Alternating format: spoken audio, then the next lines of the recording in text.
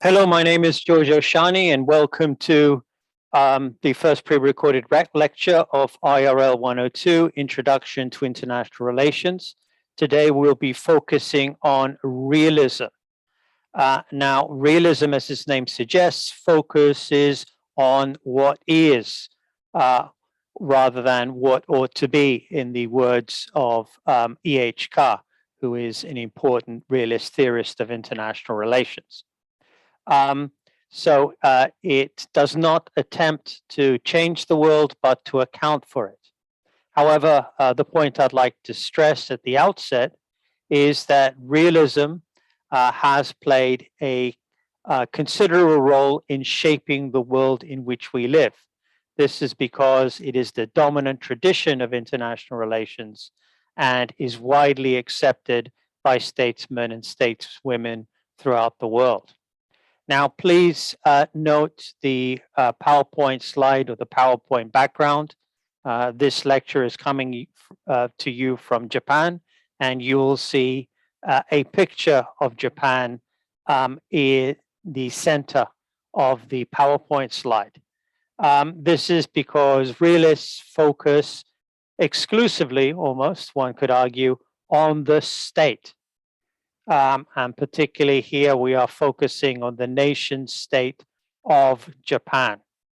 So realists do not believe in universal values. They don't look at the world as a whole. This is in contrast to theories of globalization. They focus very much upon states, and states are seen as bounded by territory. So there is a territorial dimension to statehood, which is important for realists. Okay, let me continue with the lecture and to give you an overview of what we will be covering within this lecture. The first point to note is it's almost impossible to cover such a rich tradition, such as realism, within a short lecture. However, we'll be focusing on three particular types of realism. These types of realism are ordered chronologically in terms of their historical period. The first type of realism is termed classical realism. Now, classical realism takes the form of statements and observations made by historians and political theorists before the academic discipline of international relations came about in the 20th century. So in this sense, they weren't realists. They were political theorists or historians who were writing specifically about the time in which they lived and about the individual human being as basic actors of societies in which they lived. So classical realism can be seen not to have as its main focus, as we see later, the sovereign state, which comes which is recognized as the basic unit of the international system during the time of the development of the academic discipline of international relations. So we'll call this modern realism. So modern realism really starts with the work of E.H. Carr, and we'll be looking also at the work of Hans Morgenthau afterwards, and we'll see how they used, in many senses, the observations of historians and political theorists in order to make the case for a realist theory of international relations, which shaped the discipline.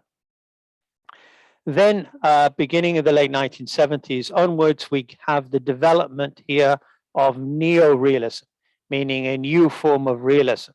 This is also termed a structural realism. Now, the important difference between structural realism and modern realism is, rather than focusing on the unit here is seen as the sovereign state, structural realists focus on the structure of the international system. So they consider that the international system is anarchic, and this affords the international system a structure. So basically, what neorealists argue is that we should study the structure of the international system.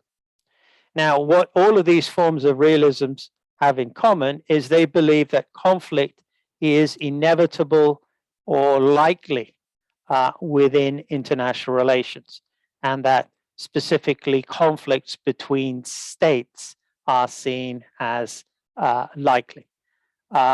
They all give different reasons for why this conflict would be likely. Classical realists and modern realists focus very much upon the level of the individual. Most regard the individual as a flawed being, and they believe that we are all interested in the pursuit of power. However, the power itself is a finite resource, meaning there's not enough power to go around. Whereas structural realists, meaning neorealists, would focus on the anarchic structure of the international system, which means that states need to put their own self-interest first, and this inevitably gives rise to conflict. So realism is a theory of conflict and also a theory of war. So one point I need to make at the outset of the lecture is realists do not believe that the objective of international relations should be world peace. World peace will be a byproduct, perhaps, of studying international relations. But they're making the case that we should study international relations in order to explain it. So it's an explanatory theory of international relations. So it believes that international relations can be a social science, and it could be studied like economics, and arguably also like the natural sciences as well. So it does not have the same normative dimension as other theories of international relations, such as liberalism, Marxism, or critical theory. Okay, so let us focus on each of these types of realism in turn. So let us start by focusing on classical realism. So the classical of classical realism refers to the observations of historians and political theorists in antiquity. Antiquity means in olden days, in olden times, before the 20th century, which was when the discipline of international relations emerged.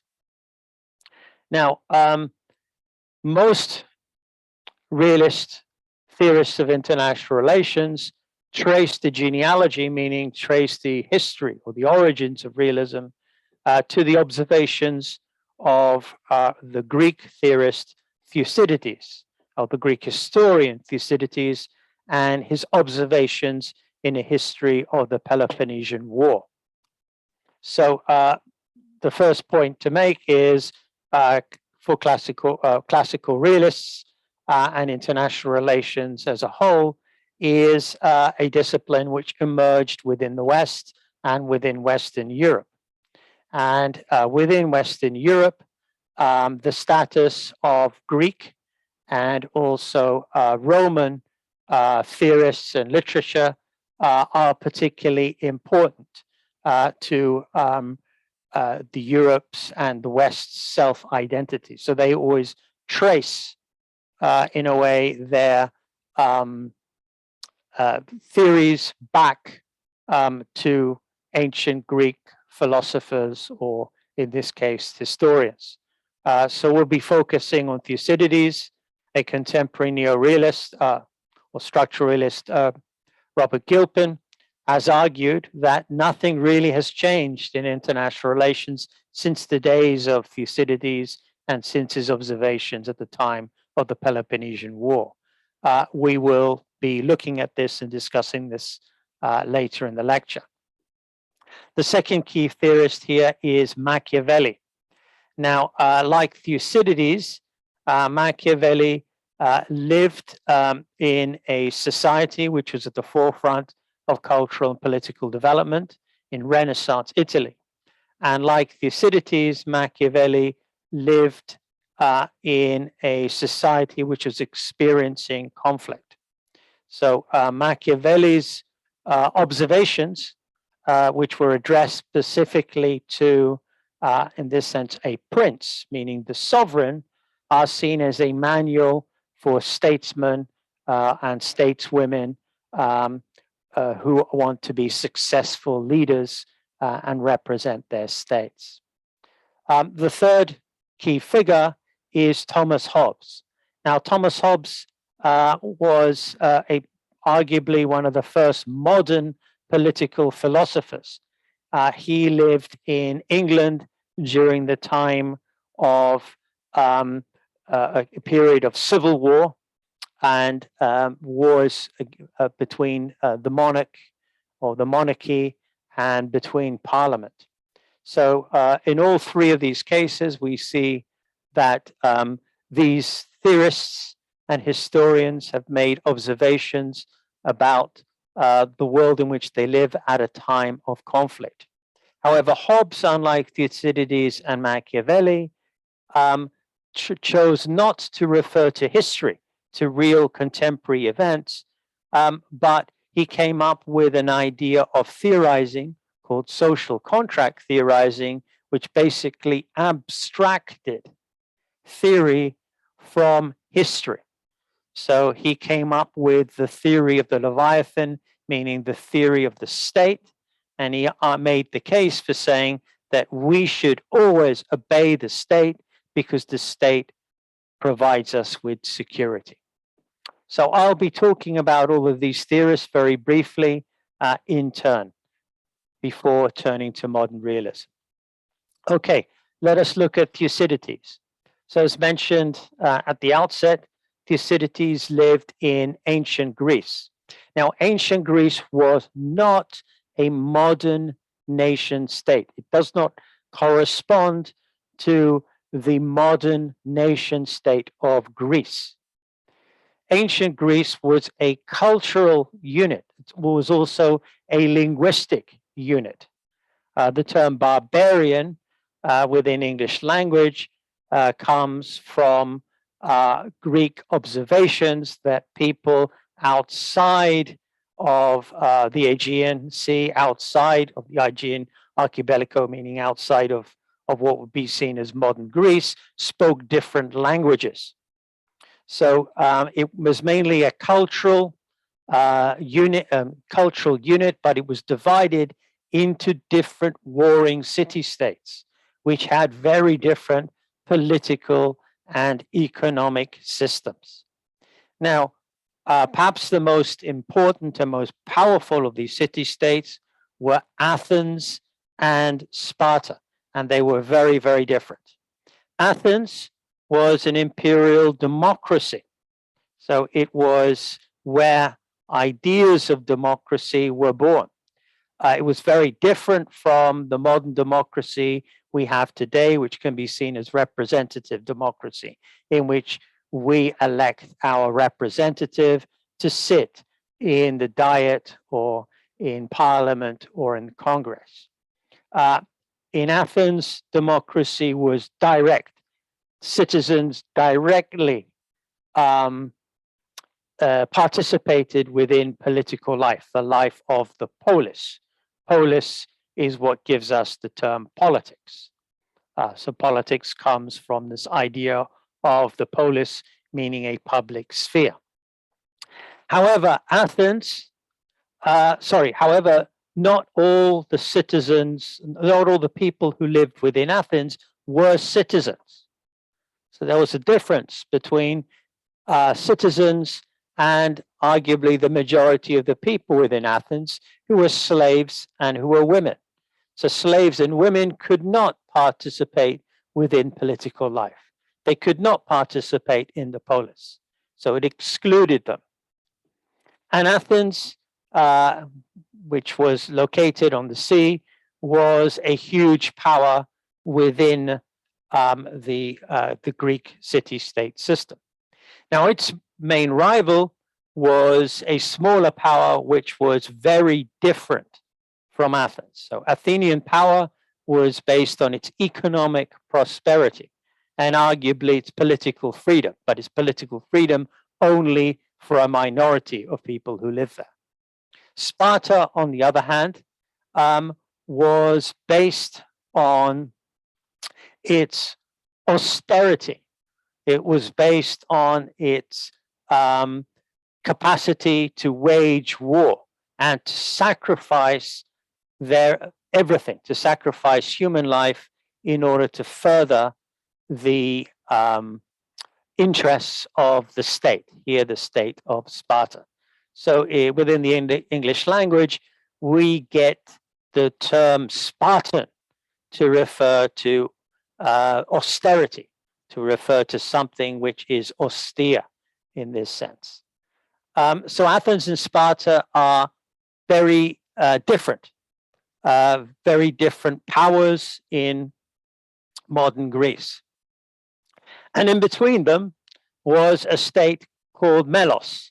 Melos was a tiny city-state. It was an island. It wanted to maintain friendly relations with both Athens and Sparta. However, Melos was invaded by its ally, Athens. So they regarded Athens as a friend. And Thucydides recounts a dialogue, an imaginary dialogue between the Melians on the one hand and the Athenians within the Peloponnesian War. So the Peloponnesian War refers to this war between Athens and Sparta and Melos. So Athens have invaded Melos, and the Melians asked them, why? Why did you invade us? You are our ally. We wanted peace with you. To which the Athenians reply, the strong do what they have the power to do, and the weak do what they must. So the strong do what they have the power to do, and the weak do what they must. So this means that there are different rules according to different levels of power. The Melians are saying, look, it's wrong. Why did you do this? You shouldn't have done this. We are your friends. The Athenians turn around and say, oh no, we're not friends. We have to put our interests first. We have the power to invade. We have the power to invade, and you don't have the power to resist us.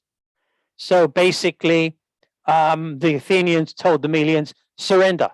Please surrender, give up, and let us invade your territory, and there will be no bloodshed or no further bloodshed. Now, if we look at contemporary international relations, we can see something quite similar in many respects if we look at relations between Russia and Ukraine. So Russia and Ukraine were both part of the Soviet Union, according to Russian President Vladimir Putin. Ukrainians are basically Russians. And this is one of the arguments he made for launching his special military operation. Now, if we look at President Vladimir Putin, he has told the Ukrainians repeatedly, surrender, give up. If you give up, then we will spare you. There will be no bloodshed. But we, in this sense, Russia, will do what we have the power to do. So power here is important. There are different rules for the powerful and different rules for the weak. I think it's particularly important to note that Thucydides became very popular within international relations during a period of the Cold War. So the Cold War was a historical period after the end of the Second World War, right up to the 1990s, in which the world was structured between two superpowers, the United States and the Soviet Union. And particularly in the United States, where the theory of international relations developed, the United States would identify itself with the Athenians. And the Spartans were identified here with the Soviets. So this illustrates the importance of Thucydides for the development of realist thought. Okay, let's move on to Machiavelli. And although he lived in Renaissance Italy several centuries, a couple of millennia after Thucydides, not much had changed. If you look at Renaissance Italy, like ancient Greece, it was a cultural and linguistic unit, the peninsula of Italy. However, it was divided into city-states, and these city-states were permanently at war with one another.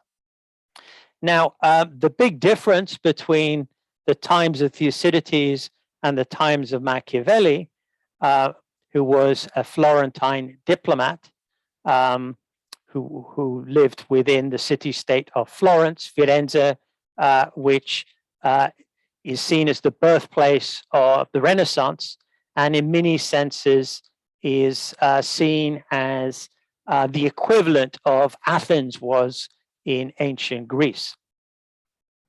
Now, the big difference between Machiavelli's time and the time of Thucydides was that Europe by this time had become Christian, meaning that there was a unified moral code, that there was a centralized and organized religion. And this is the time, at the time of the Reformation, really, where all religious power was concentrated in the hands of the Pope, who lived in Rome. So the Pope had the power to, this is an important word which we'll learn more in the course, to recognize different rulers, different sovereigns. Machiavelli termed these sovereigns princes. Florence was a republic, and it was ruled by a family, the Borgia family. Now, Machiavelli's most famous work, The Prince, was really an unsolicited, in a way, manual, which was dedicated to Cesare Borgia in order for Borgia to maximize the power of the Florentine city-state and to unify Italy under his rule. Now, Machiavelli makes this big distinction between what he calls virtù, which is statecraft, and morality, in this sense, which was came from Christianity. So as we know from Introduction to Christianity courses, which many of you will have to do during your time at ICU, for Christians, it is against the law of God to kill. Thou shalt not kill is one of the first commandments. However, Machiavelli argued that if you are a leader of a particular state, then you may need to kill. You may need to kill in order to maintain power, in order to increase the power and therefore the security of your city-state. Because for realists, power is the best way of becoming secure. You can only protect yourself by gaining power. So Machiavelli's philosophy, in a sense, Machiavelli was basically making observations about contemporary Italy at the time, was that the end justifies the means. If you want to unify Italy, and if, as was the case for Machiavelli, you want to preserve its republican tradition, Florence or Firenze was a republic. It was not ruled by a king or queen. It had a, like Athens, it had a certain level of political freedom and political participation by the citizens within the city-state. So Machiavelli wanted to preserve this, and he believed that the end justified the means. So the use of violence against others was necessary in order for the Florentines to preserve their freedom, and also in order for Italy to be unified, which was his explicit aim in his masterpiece, The Prince.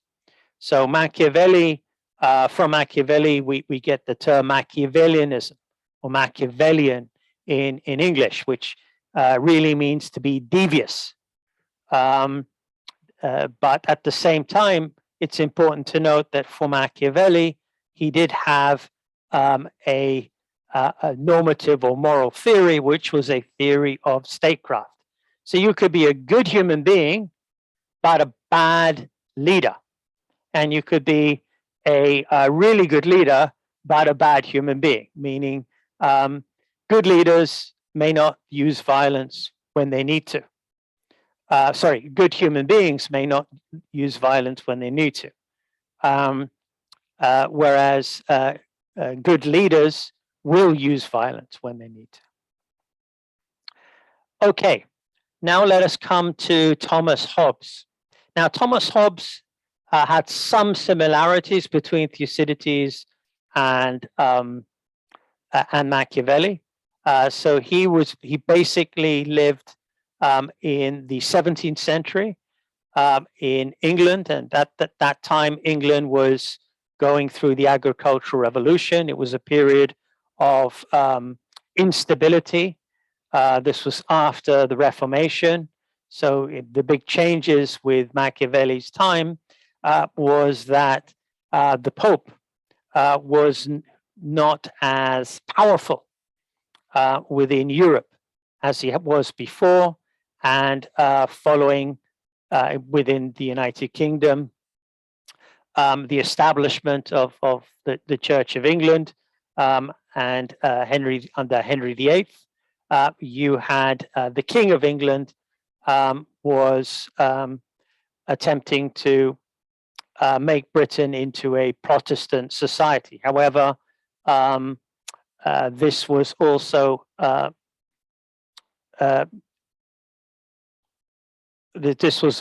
contested. Sorry, I should point out the King of England at the time was actually a Catholic, and this was contested by the Puritans, who represented the people within Parliament. This is the historical background to Hobbes. So it was a state of conflict. However, the big difference between Hobbes, Machiavelli, and Thucydides is that he decided to write his work on the Leviathan by not referring to history, not referring to contemporary events or historical events, but to try and create a theory. And this was a theory of the state. So Hobbes was basically living in a period of civil war, and he felt that the best way out of this civil war was for everybody to obey a sovereign. And this sovereign he termed here the Leviathan, which approximates to the state. Now, Hobbes begins by describing a state of nature. Now, this state of nature is defined by anarchy. So a state of nature basically means what human society looks like before the state. And he argues that this was anarchic. Now, anarchy here just meant the absence of a common power, just means no common power. But he argued that if there is no common power, it will result in a war of, quote, every man against every man, a war of every man against every man. In other words, if there is no common power, then you cannot prevent conflict. Therefore, we need a Leviathan, a sovereign. And the Leviathan is seen as the theory here of the state.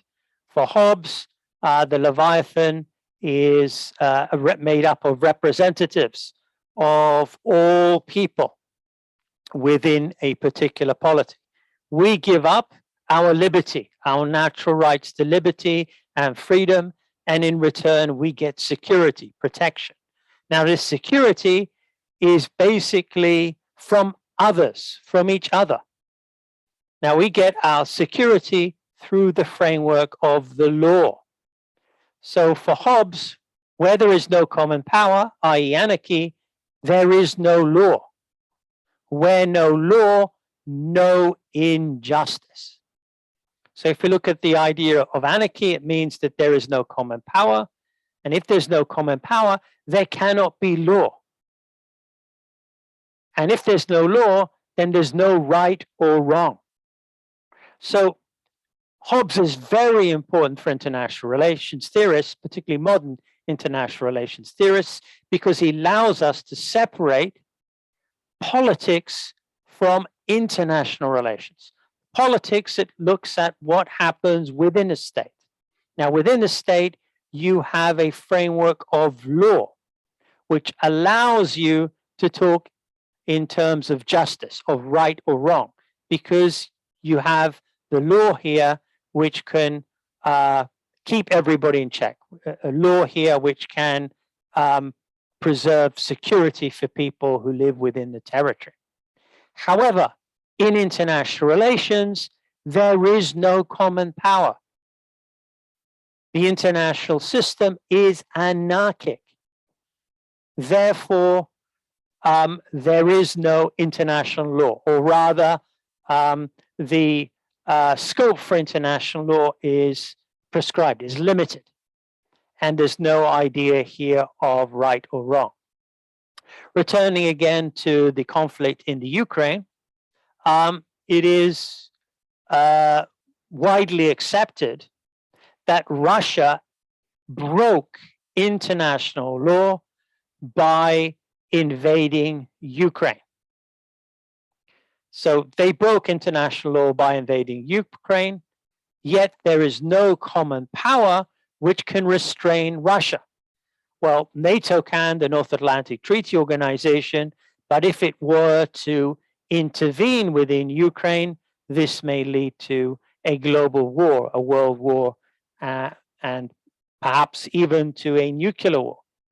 Similarly, if we go back to 2003, the United States broke international law by invading and occupying Iraq. However, there was no common power which could prevent the United States from doing so. And in fact, the United States was so powerful that eventually even the United Nations moved into Iraq and did not censure the United States explicitly for invading Iraq. So this is the significance of Hobbes for international relations. And indeed, when I studied international relations, realism, the realist tradition, was sometimes called the Hobbesian tradition after Thomas Hobbes. Okay, let us now come to look at the development of modern realism. By modern realism, I mean realism as a theory of international relations. Now, the key theorist of realism and the father of realism here was the British historian E.H. Carr, Edward Hallett Carr, who was the fourth professor of international relations at the University of Aberystwyth in the United Kingdom. This was the first academic department of international relations, which was founded after the First World War. Now, Carr explicitly wrote about realism, and he introduced the term realism to international relations. And he argued that international relations, as an academic discipline, should focus on what is rather than what ought to be. What is means it should try and explain. It should try and analyze. What ought to be basically is how we want the world to look like. So this is the difference between what is, which is analytical theory, and what ought to be, which is normative theory. So Carr was a historian, but he said, look, if we're going to create this new discipline of international relations, then we need to focus on what is. We need to focus on what is happening rather than how we want the world to be. This means focusing on war. We need to take war seriously. So rather than focusing on peace, on how to transform or to change the world and to create peace, we should focus on war first. Because, Carr believed, by focusing on war, we make possible the potential for avoiding war, or at least Carr believed that war was inevitable, minimizing the costs of war. So Carr's most famous book is called The 20 Years Crisis. And this focuses on the 20 years from the First World War to the Second World War.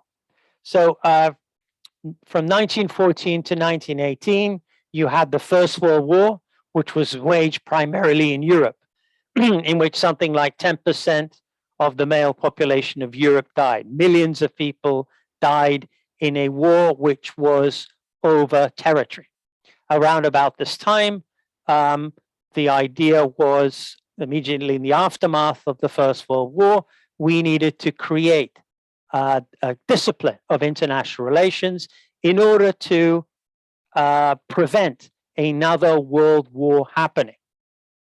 So in 1919, we have a completely new post-war settlement and security architecture. At the Treaty of Versailles in France, you have the war brought to an end and the imposition of a war guilt clause on Germany. So basically, Germany is made the aggressor in order to pay reparations. At the same time, we have the creation of a League of Nations, which is a forerunner of the United Nations. And most of the states which sat in the League of Nations were European states. So you had new nation states created in the east and southeast of Europe out of the German and Russian empires. Crucially, however, the League of Nations did not include the United States, even though Woodrow Wilson the American president, came up with the League of Nations. The houses of Congress voted against American participation, or the Soviet Union. The Soviet Union was the successor state of Tsarist Russia after the Bolshevik Revolution of 1917. So from 1919 to 1939, and particularly after the Great Crash of 1929 and the emergence of fascism in Italy and Germany, and then Japan, we have the seeds here of the Second World War with emerging revisionist powers, Italy, Germany, and Japan, challenging an international order led by the empires of Britain and France. Now, Carr believed that the seeds here of the Second World War lay in the First World War settlement, and particularly in idealism. So around about this time in the 1920s, I think 1928, you had a pact between the between the foreign ministers of England and the foreign ministers of France, Kellogg and Briand, and they came up with a declaration which said that war is illegal. And they believed that the world could be peaceful if we observed the rule of international law. But England and France were empires. They were satisfied powers. This was very, very different from the revisionist powers, from Italy, from Germany, and from Japan, who were not here allowed colonies. And particularly if we look at the rise of Germany under Adolf Hitler, we find that Germany was a major economic and military power. And it could not, in this sense, be it could be contained, but its ambitions to get territory out, to expand its territory, needed to be accepted in order for a world war to be prevented. So Carr comes up with a theory of international relations, which he calls realism. And he says that realism, unlike idealism, so idealism focuses on normative theory, on what ought to be, on peace, what we understand now as peace studies. Realism places its emphasis on the acceptance of facts. So we should focus on facts and analyze their causes. So realism places its emphasis on the acceptance of facts and in the analysis of their causes and consequences. So this is Carr's 20 years crisis. And he concludes the book, The 20 Years Crisis, which is still arguably be seen as the classic work of international relations. So I would recommend all of you to read The 20 Years Crisis. And I'd argue that in the light of contemporary events, it is perhaps even more relevant now than it has been, at least for the past 20 to 30 years. So Carr ends the 20 years crisis by calling for the creation of a science of international relations. So Carr is a historian, really. He's a professor of international politics, but he needs to try and come up with an understanding of international relations. What is international relations? And he says, look, international relations should focus on facts, particularly the fact of war and conflict, and analyze their causes. So why do wars occur? And consequences. What happens as a result of wars occurring? This would give rise to a science of international relations. So we can see when we look at Carr, there are many parallels between the world in which he described the interwar period between 1919 to 1939 and the contemporary world. So instead of a 20 years crisis, perhaps we can talk of a 30 years crisis, from the collapse of the Soviet Union right here to the invasion of Ukraine.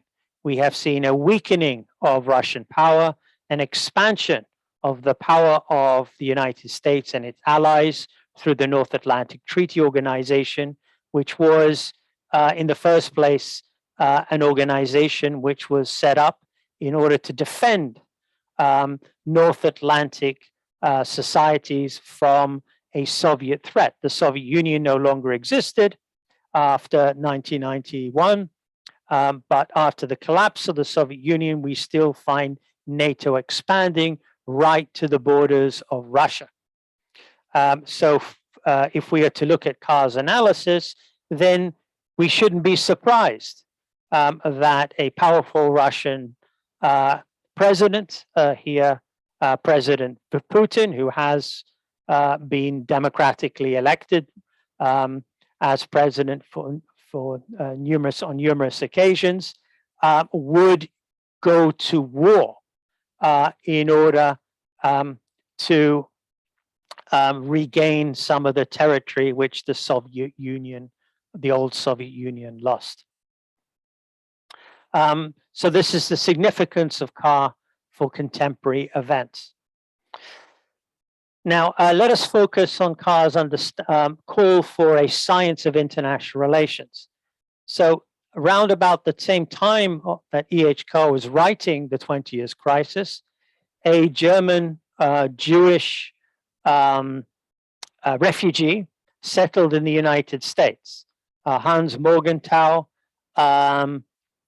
studied within Germany, and then he did his doctoral thesis within France. And then as the Nazis invaded France, he went to the United States, where he got a job in a university, and he wrote his famous book, Politics Amongst Nations, immediately after the Second World War. Now, Morgenthau took Carr's call to create a science for international relations seriously. And he thought that in order to create a science, you need a series of assumptions, and you need a series of what we call theorems. So when you study mathematics, for example, or the natural sciences, there'll be a series of theorems or laws which govern a particular field. So Morgenthau tried to come up with a series of these assumptions or theorems or laws which could govern this new discipline of international relations, so we could be more scientific and less normative or historical. Now, the first rule which Morgenthau came up with, which he took from Carr and also Hobbes and Machiavelli, is that politics is governed by objective laws. Now, these objective laws, meaning kakanteki, objective would be accepted and easily visible by others from outside, have their root in human nature and do not change over time. So basically, politics is the study of human beings, of us. And we can identify human behavior and human traits. We can identify a human nature which has not changed over time, which has not changed since the days of Thucydides. Secondly, the key to understanding international politics, so please note here that Morgenthau believed, and his title was called Politics Amongst Nations, that international relations was part of politics. It was a different level of politics, international politics. So the key to understanding international politics is the concept of interest defined in terms of power. So one of the most important understandings and observations of E.H. Carr in the 20 Years Crisis is that international relations is basically about power politics.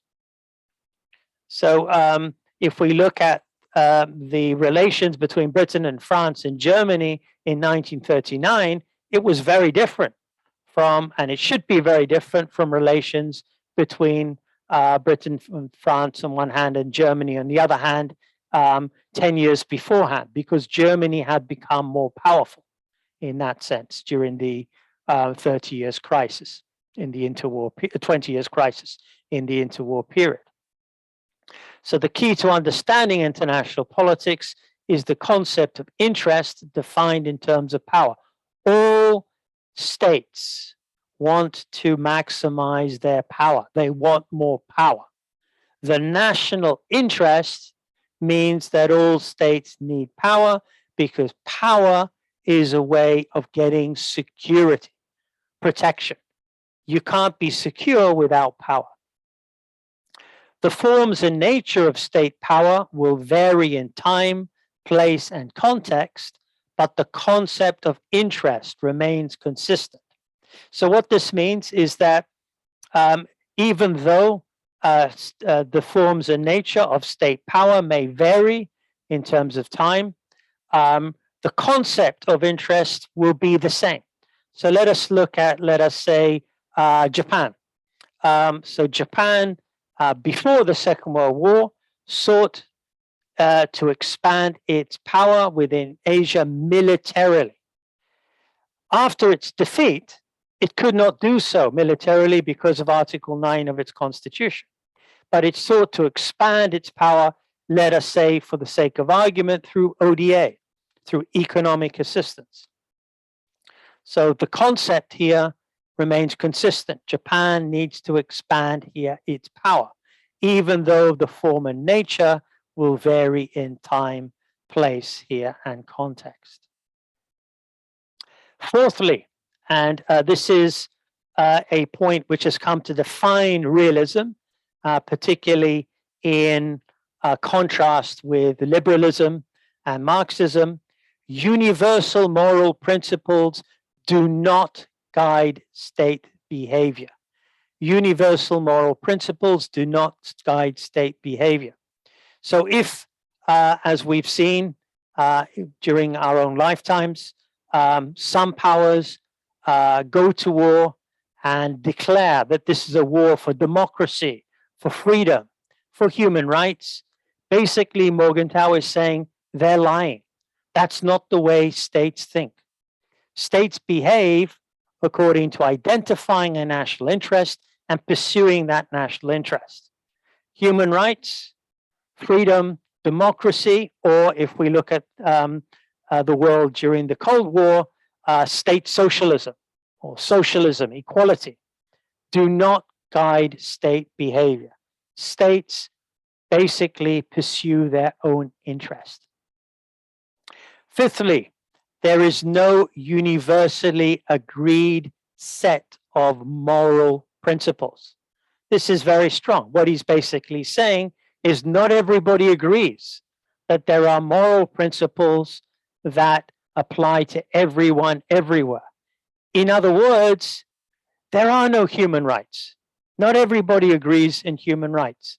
Not everybody agrees that democracy is the best form of human government. Not everybody agrees that socialism is the best form of economic and political organization.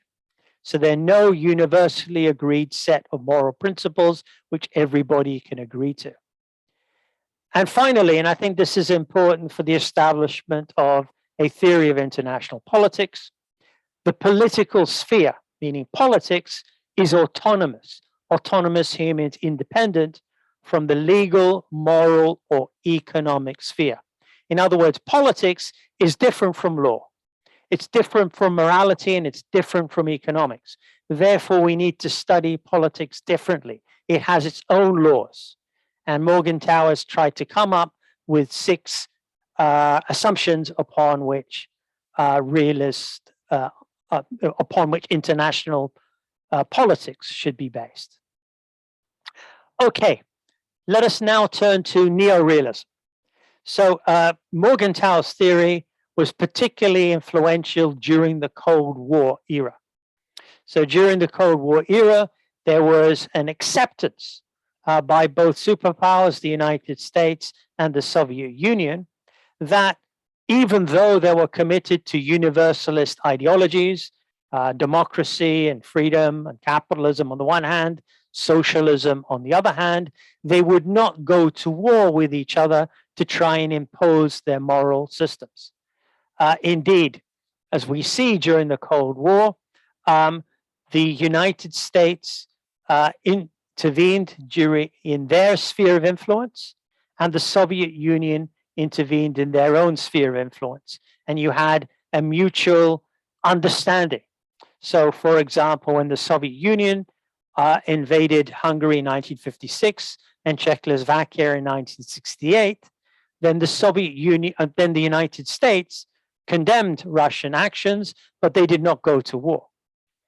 Similarly, when the United States sent troops to Korea under the United for Peace resolution in 1950, the Soviet Union did not intervene within the Korean Peninsula.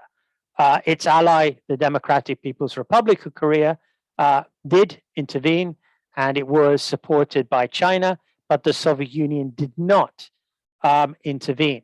Similarly, when the United States waged war in North Vietnam, and the Soviet Union, even though it was an ally of North Vietnam, did not support North Vietnam and did not go to war with North Vietnam. So in that sense, there was no direct confrontation between the superpowers. And this is seen here as, in many senses, an ideal system for realists. And this gave rise to the idea of neorealism, which focuses on the structure of the international system. So structural realism focuses on structure. The idea, structuralists believe, is that there are structures which determine most of our behavior or most of the world in which we live. Now, these structures are very different to change. We can't really change those structures. These structures define a particular discipline. these structures define the world in which we live. So structural realists basically believe that the international system forces states, they use the term socialize, forces states to pursue power politics. So even a state such as Japan, which according to Article 9 of its constitution, cannot formally go to war, is forced by the international system to pursue power by other means. This is because it cannot rely on other states to help them.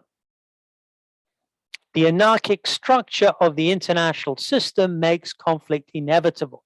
This really comes from the idea of Hobbes, this idea of anarchy. So there's a realm of sovereignty. Sovereignty refers to the state, and then the realm of anarchy. Anarchy refers to relations between different. Anarchy refers to the international system, the absence of a common power. So the key theorist of neorealism is Kenneth Waltz, who applied theories of economics, of a market, to international relations. And he argued that war is inevitable even if states don't want to go to war.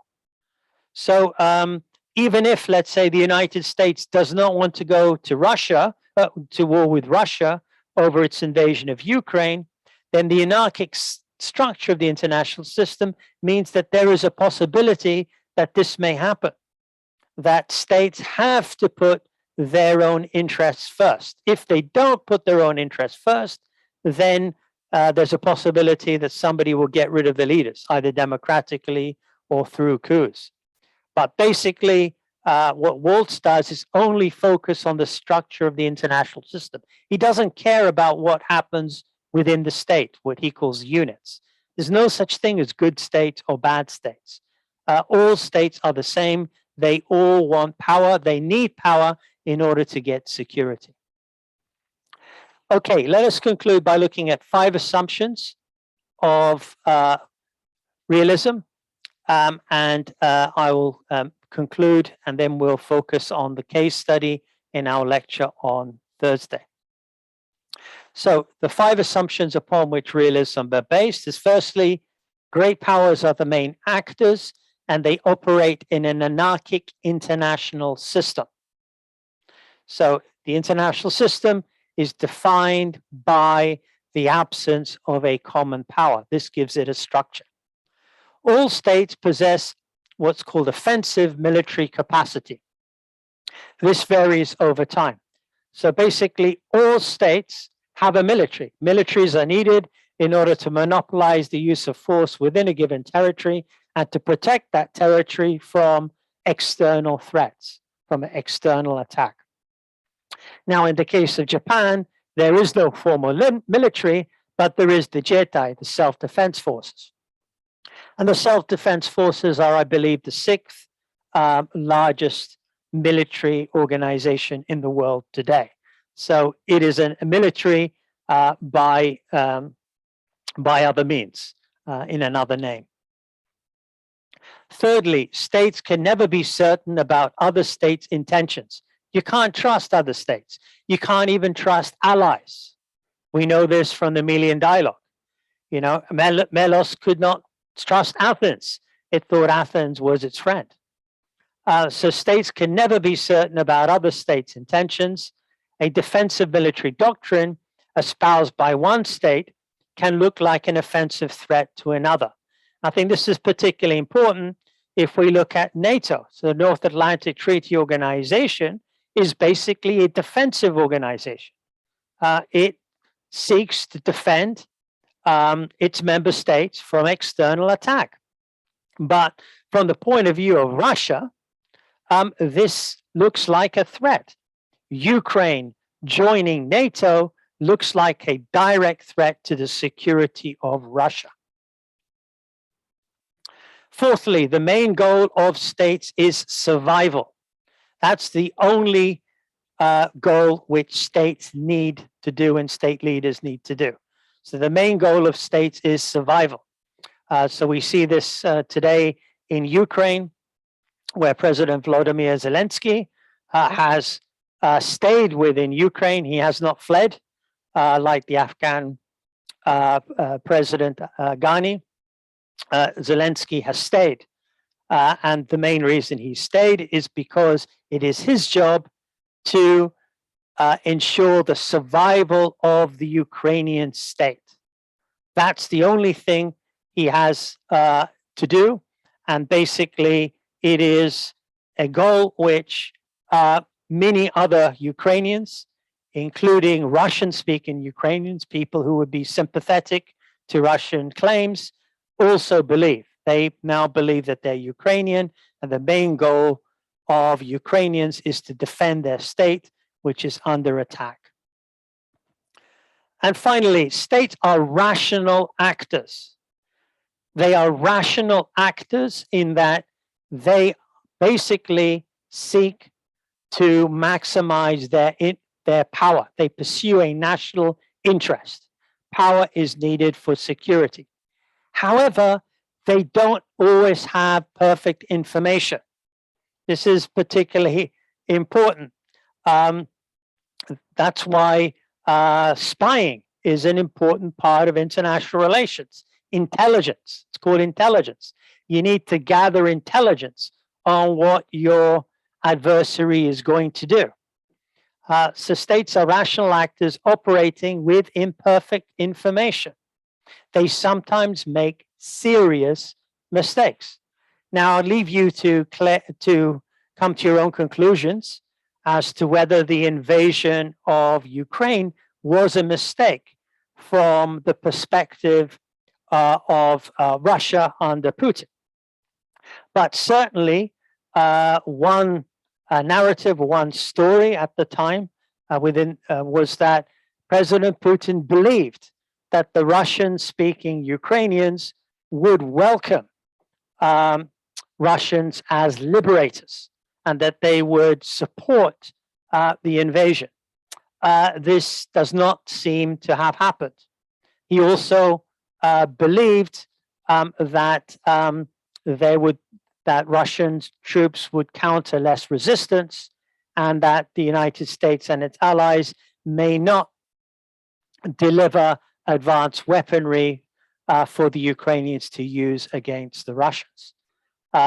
So this may perhaps be seen as a serious mistake.